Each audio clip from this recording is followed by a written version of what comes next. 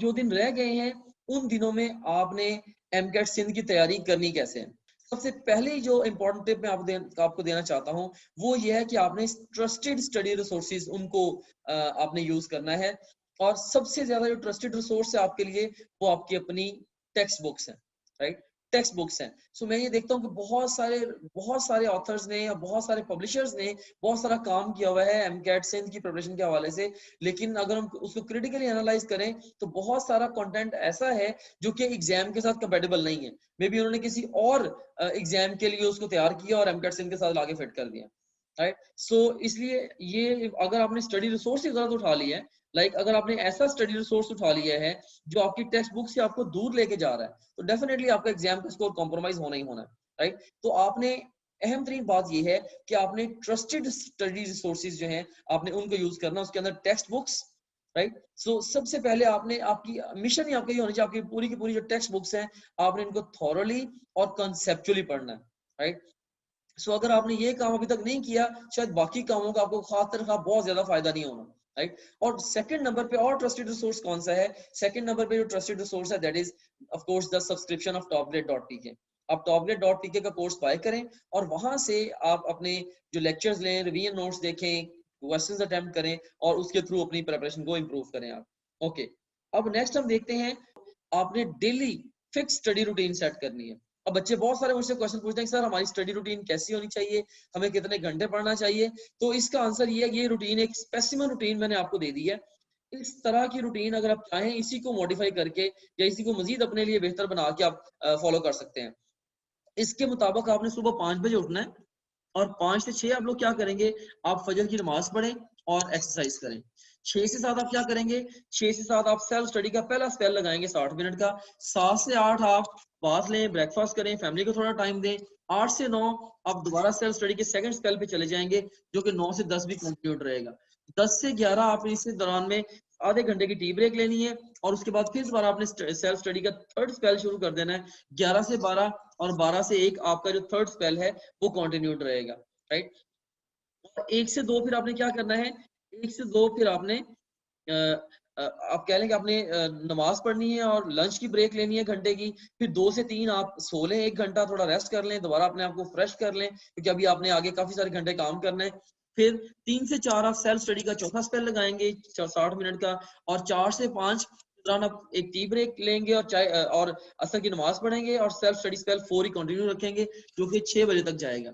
फिर 6 से 7 के दौरान आप कोई भी स्पोर्ट्स या फन एक्टिविटी करेंगे और उसके बाद फिर 7 से 8 आप मगरिब की नमाज पढ़ेंगे, डिनर करेंगे, फैमिली के साथ थोड़ा टाइम स्पेंड करेंगे और उसके बाद फिर 8 से 9 और फिर 9 से 10 और 10 से 11 तक सेल्फ स्टडी अपनी कंटिन्यू करेंगे और 11 से ऑनवर्ड्स 5 बजे तक फिर आपने सोना है। तो ये जो रूटीन है ये एक बड़ी जबरदस्त रूटीन है। इसके अंदर आपकी हेल्थ भी अच्छी रहेगी, आपका स्टेमिना भी लूज नहीं होगा और आप ये रूटीन इतनी रियलिस्टिक रूटीन है कि ये ओवर किस्म की रूटीन नहीं है कि आपको बहुत ज्यादा पहले हफ्ते के अंदर थका दे उसके बाद फिर आपको हफ्ता रेस्ट करना पड़े। तो आप इस रूटीन को फॉलो करना शुरू करें, डे इन डे आउट आपकी एफिशिएंसी भी इंप्रूव होती चली जाएगी। और ये रूटीन ऐसी है जिसके साथ अगर आप स्टिक इवन 1 साल के लिए भी स्टिक किए रहेंगे ये आपको थकाएगी नहीं, राइट। सो रिमेनिंग डेज में ये रूटीन मेरी तरफ से सजेस्टेड है। हाँ, ये इंपॉर्टेंट बात जरूर है कि इस रूटीन को आप अपनी अपनी नीड के अकॉर्डिंगली थोड़ा बहुत कस्टमाइज कर सकते हैं, राइट। सो लेकिन जो भी रूटीन आप बनाएं फिर उस रूटीन को आप अपने लिए फिक्स करें। डेली बेस पे रूटीन को चेंज करना ये हरगिज ना ये रिकमेंडेड है और ना ये सही है, राइट। सो अपनी पक्की रूटीन बनाएं। और एक और अहम बात जो मैं आपको बताना चाहूंगा वो मैं ये बताना चाहता हूं कि आपने जब भी अपनी स्टडीज को लेके चलना है तो आपकी टेंडेंसी ये होनी चाहिए कि आप डे का जो फर्स्ट हाफ है उसमें आप मुश्किल तरीन कामों को करें और जैसे जैसे डे गुजरता जाए, प्रोग्रेस करता जाए, आपके काम मुश्किल से आसान होते चले जाएं and so on, right. Okay, उसके बाद अब हम चलते हैं टिप नंबर 4 पे। टिप नंबर 4 क्या है कि you have to practice as many MCQs as possible. आपने बेतहाशा एमसीक्यूज की प्रैक्टिस करनी है। इस वक्त जो सबसे बड़ी टिप है आपके लिए वो यही है, अगर आप कहें कि आज की बातों में से अहम तरीन बात वो ये है, आप कहेंगे सर हम अगले 47 दिनों में क्या करें, मैं कहूंगा बेटा हर चैप्टर हर टॉपिक के बेतहाशा एमसीक्यूज अटेम्प्ट करें और जो सवाल आपके गलत हों उन गलतियों को करेक्ट कर लें। देखें, the best way to avoid mistakes on the final exam is to make mistakes before the exam. Right. तो अगर आप बहुत सारे क्वेश्चंस अटेम्प्ट करेंगे, लाइक अगर 25,000 क्वेश्चंस से अगर आप अटेम्प्ट कर लेते हैं, तो ऑटोमेटिकली आप कह लें कि वो गलतियां जो कि पॉसिबली है, मुमकिन तौर पे आपने रियल एग्जाम में जाके करनी थी, आप पहले करके उनको सही कर चुके होंगे।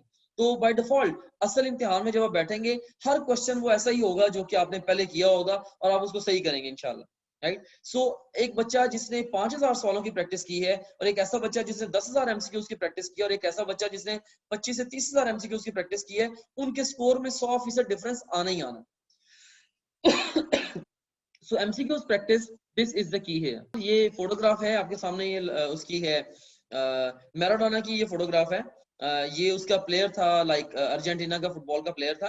तो एक दफा ऐसा हुआ था कि ये मेरा फेवरेट प्लेयर है कि इसने ये he was playing in the ground, football ground. तो इसने हिट लगाई और वो पोल से टकरा के वापस आ गई, गोल नहीं हुआ। तो इसने चैलेंज कर दिया, कहता है ये पोल छोटा है इसलिए मेरा गोल नहीं हुआ। People started laughing. और लेकिन जब उन्होंने पोल्स की मेजरमेंट की, ऑफ कोर्स इसका राइट था, तो वाकई वो पोल छोटा निकला, इसको फिर गोल मिला, पॉइंट मिला। तो इससे किसी ने पूछा, यार तुम्हें इतना कॉन्फिडेंस है कि तुम्हारा गोल नहीं हुआ और तुमने चैलेंज कर दिया कि ये पोल छोटा है? तो इसने कहा कि भाई मैंने इसकी इतनी ज्यादा प्रैक्टिस की हुई इस शॉट की कि हो नहीं सकता कि मेरे से गलती हो जाए। तो आप लोगों ने भी एमसीक्यूज की इतनी ज्यादा प्रैक्टिस करनी है कि गलती का इम्कान जो है वो खत्म हो जाए। सो गलती का इम्कान खत्म करने का वाहिद तरीका क्या है कि आप एमसीक्यूज की प्रैक्टिस करें। एमसीक्यूज की प्रैक्टिस, सिर्फ एमसीक्यूज की बेतहाशा प्रैक्टिस आपको कह लें कि सैकड़ों के बातों से आपको बचा लेगी। आपके टाइम की मैनेजमेंट, आपके रिफ्लेक्सेस, आपके कॉन्सेप्ट्स को बूस्ट करना, बहुत सारी चीजें हैं। ऑटोमेटिकली एमसीक्यूज की प्रैक्टिस आपकी जो वो उसको करेक्ट कर देती है, राइट।